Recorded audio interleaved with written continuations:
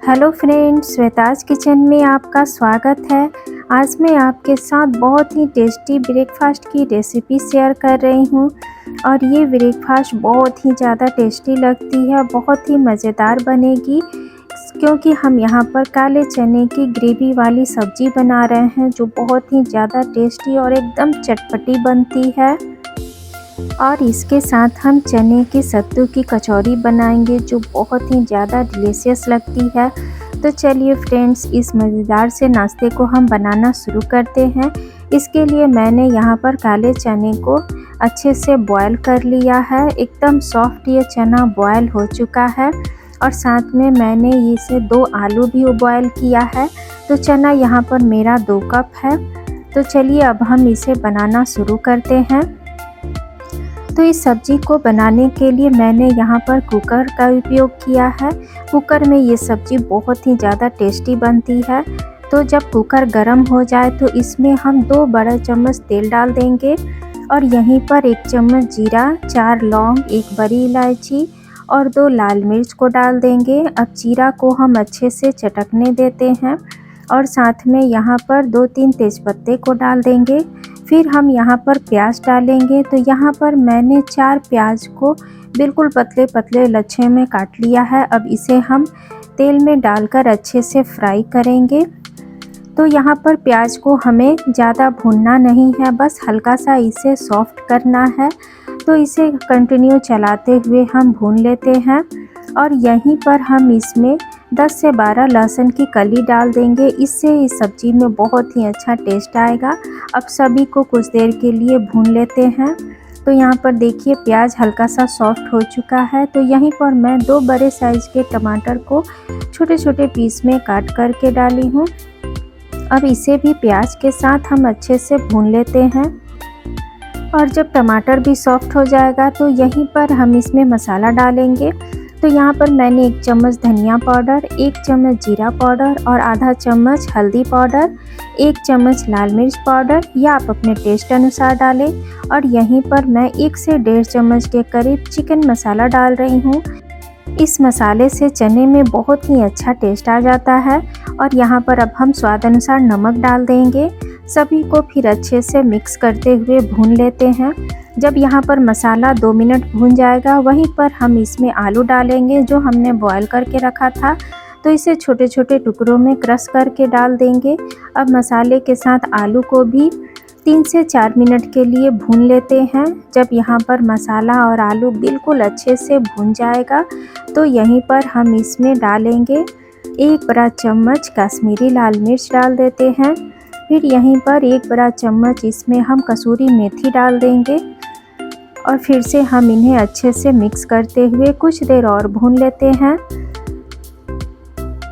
तो लीजिए यहाँ पर मसाले अच्छे से भून चुके हैं। तो अब हम यहाँ पर चने को डाल देंगे। तो पूरे चने को इसमें डाल देते हैं।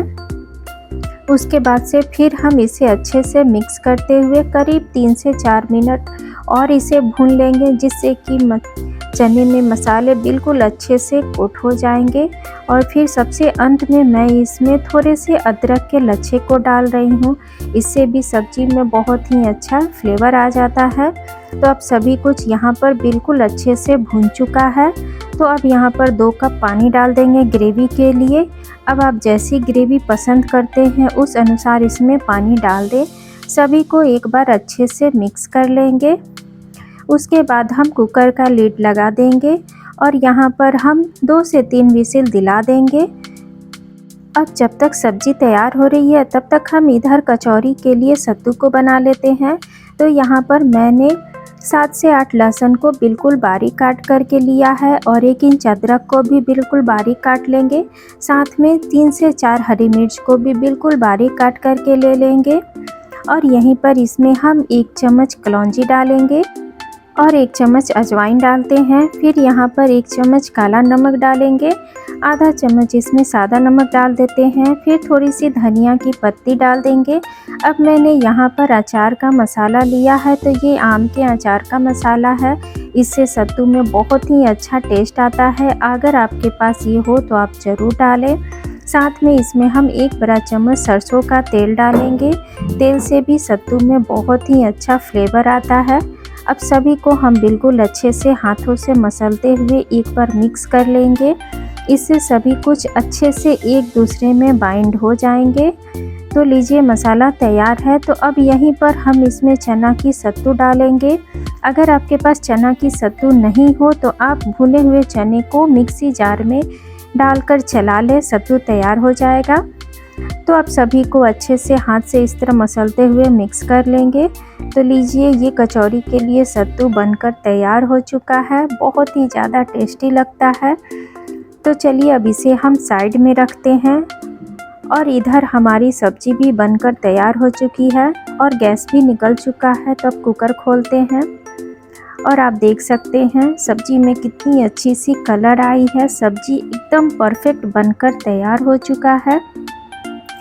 तो अब क्या करेंगे, इसे एक बार अच्छे से मिक्स कर लेते हैं जिससे कि ग्रेवी और चना सब कुछ एक समान हो जाए। तो लीजिए ये सब्जी बनकर तैयार हो चुकी है। एकदम डिलीशियस ये चना की सब्जी बनकर तैयार हुई है। तो अब इसे ऊपर से अच्छे से गार्निश कर लेंगे और आप इसे किसी भी चीज़ के साथ सर्व करें, पूरी हो, पराठा हो, कोई भी चीज़ इसके साथ सर्व करें, बहुत ही ज़्यादा टेस्टी लगती है। तो चलिए चना की सब्ज़ी बनकर तैयार है। तो अब हम यहाँ पर कचौरी बना लेते हैं। तो यहाँ पर मैंने कचौरी के लिए आटे को तैयार किया है। जैसे हम कचौरी बनाते हैं नॉर्मल कचौरी, उसी तरह हमें आटे को भी लगा लेना है। अब यहाँ हम आटे में बीच में जगल बना लेंगे और फिर इसमें थोड़ी सी 1 चम्मच के बराबर हम सत्तू को डालेंगे। यहाँ हमें ज़्यादा सत्तू कचौरी में नहीं डालनी है। अब इसे अच्छे से चारों तरफ से दबाते हुए हम सील कर देंगे और बचे हुए आटे को हटा लेते हैं। उसके बाद बिल्कुल इसे हम चिकना कर लेंगे।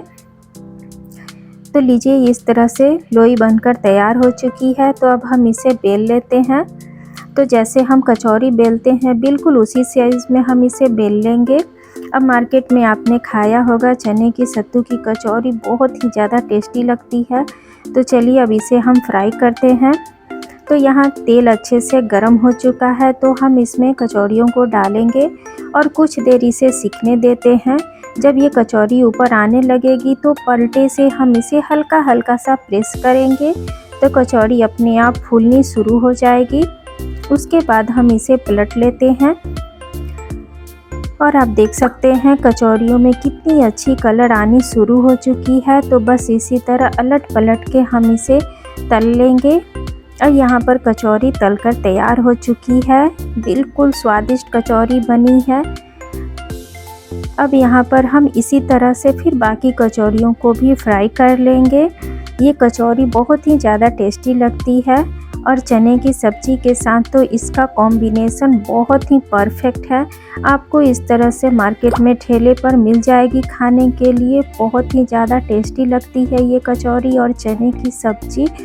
तो फ्रेंड्स आप एक बार इसे ज़रूर ट्राई करें और कमेंट करें कि आपको मेरी रेसिपी कैसी लगी। अच्छी लगी हो तो लाइक करें, शेयर करें, कमेंट करें और नए हैं तो प्लीज़ मेरे चैनल को ज्वाइन करें। तो फिर मिलेंगे नई रेसिपी के साथ। तब तक बाय फ्रेंड्स।